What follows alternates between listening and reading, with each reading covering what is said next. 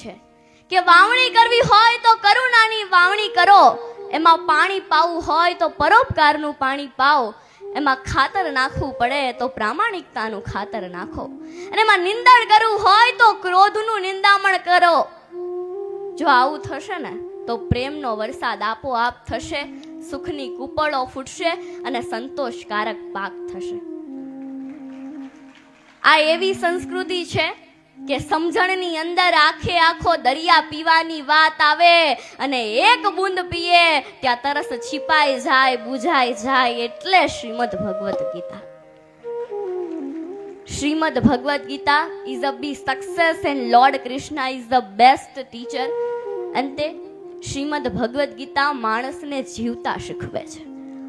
સિંહણના દૂધ જેવું ગીતાનું જ્ઞાન છે, મંદ બુદ્ધિ શુદ્ધિનું એમાં વિજ્ઞાન છે. ગીતાનું જ્ઞાન થતા ભાગે કલિકાલ, ઘૂમશું ગીતા લઈને વિશ્વ વિશાળ. અહીંયા